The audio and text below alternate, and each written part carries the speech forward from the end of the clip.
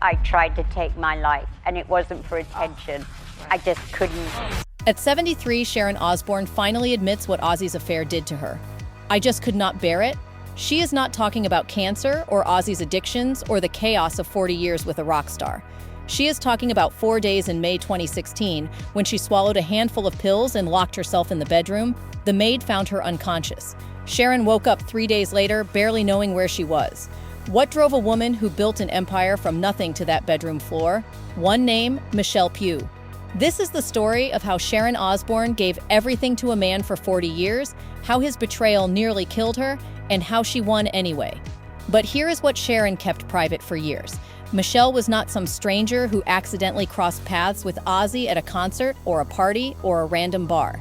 Michelle was the hairstylist who worked at Mecha Salon in Beverly Hills, the same salon where Sharon went every week to feel beautiful.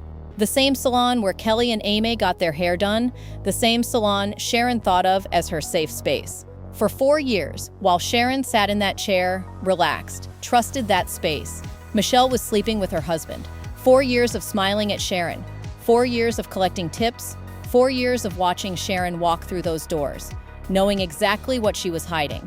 4 years of looking Sharon in the eye and saying nothing. Sharon gave up everything for Ozzy, her family, her father, her name. When she chose him, Don Arden told her she was dead to him, and he meant it. Her father, the man they called the Al Capone of pop, disowned her completely. Sharon walked away from the only life she knew for a man the music industry had thrown away. Because that is exactly what Ozzy was in 1979. Fired from his own band, broke, washed up, addicted to everything. His bandmates could not work with him anymore. The industry had moved on. Everyone had given up on him. Everyone except Sharon. Sharon understood exactly what she was getting into. Every red flag, every warning sign. She saw them all and chose him anyway. Sharon did not just love Ozzy. She rebuilt him from nothing. She booked shows when no promoter would return her calls. She cleaned up his messes. She held his hand through withdrawal so brutal it would have broken anyone else. She kept him alive through overdoses, through relapses, through nights when she did not know if he would wake up. She sacrificed her 20s, her relationship with her father, her chance at a normal life, and it worked. The man everyone had abandoned became a star again. They married on July 4th, 1982. Sharon was 29 years old and had bet everything on this broken, impossible man. Over the next 3 decades, she built an empire around him, Ozfest. The reality show, the magazine covers, the business ventures. She became Sharon Osbourne in her own right. But no matter how famous she became, she never stopped being the one who held everything together. The one who made sure the bills got paid and the shows went on, and Ozzy stayed alive. For 40 years, Sharon was the foundation that kept the Osbourne empire standing. What she would discover next about Michelle, about how long Michelle had known, about where Michelle worked, and what Michelle did when the truth finally came out, would explain everything. And that is exactly what Michelle Pugh was counting on. The affair began in 2012. Ozzy was 64, Michelle was a celebrity hairstylist at Mecha Salon in Beverly Hills. Exclusive, expensive, frequented by some of the most famous women in Hollywood. Michelle saw Sharon's name in the appointment book. Michelle saw Ozzy. Michelle saw her opportunity. For 4 years, while Sharon was running his career, raising their family, and believing in their marriage, Michelle was sneaking around with her husband. But here is what made it calculated.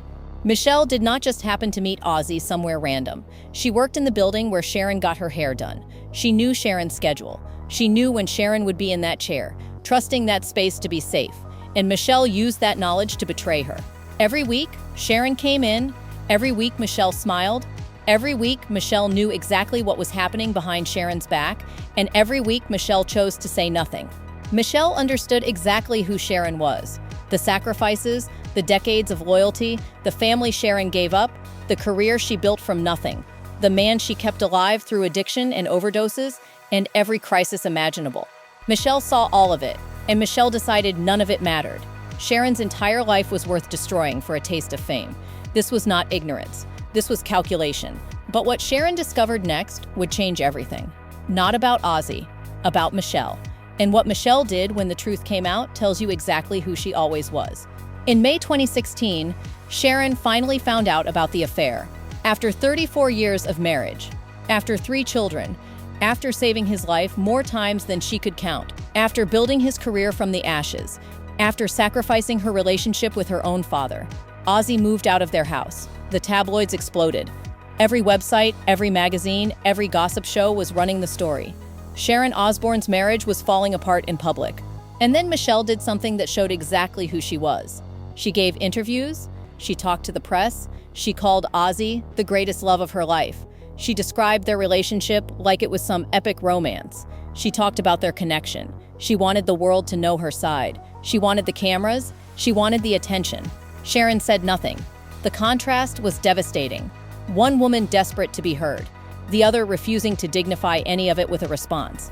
One woman chasing headlines, the other protecting what little privacy she had left. But here is what Michelle failed to understand. She was not getting the real Ozzy.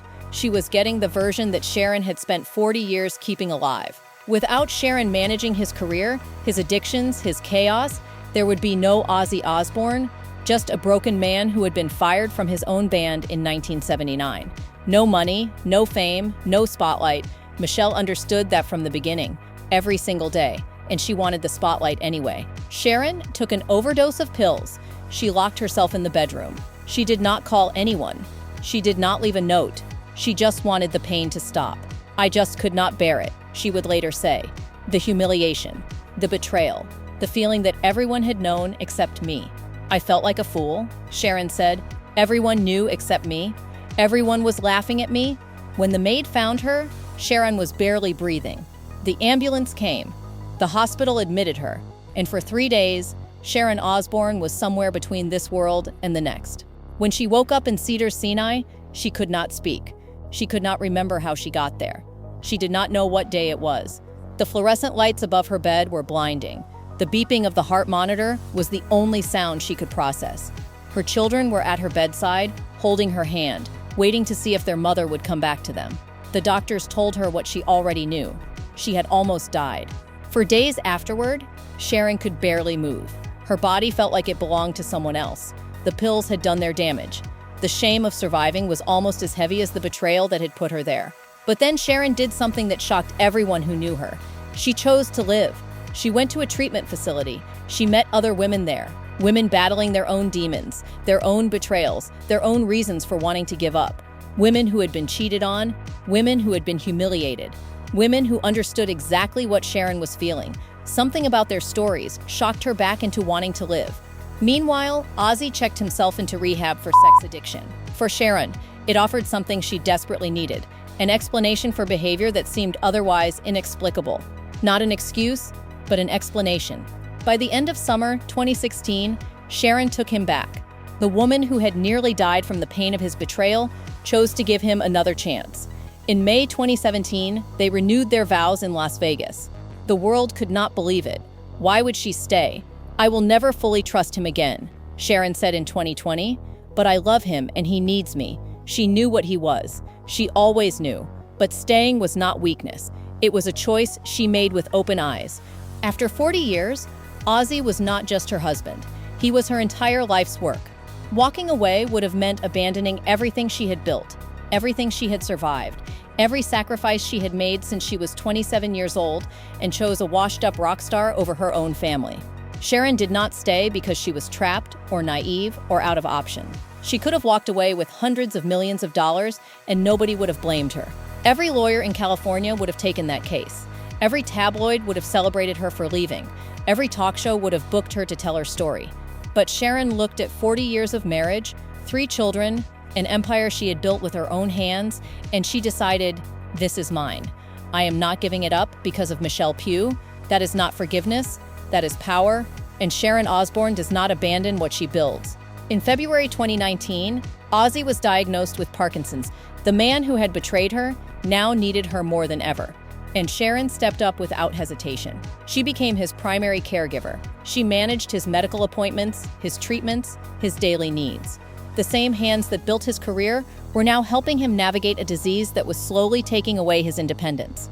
On July 5, 2025, Sharon helped Ozzy onto a stage in Birmingham for one last concert, a Black Sabbath reunion. Doctors had told her he might not survive it. She put him on that stage anyway, because that is who Ozzy was, and that is who Sharon was for him. 17 days later, on July 22, 2025, Ozzy Osbourne died. He was 76 years old. Sharon was by his side. The man who cheated on her for 4 years spent his final years depending on her for everything, and she never left. And where is Michelle Pugh? Gone.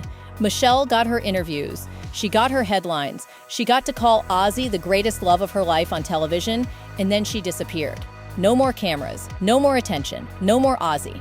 Michelle was not there when Ozzy got the Parkinson's diagnosis. Michelle was not there for the bad days. Michelle was not there when his body started failing him. Michelle was not there when he died. Michelle was not there for any of it because Michelle never wanted the man.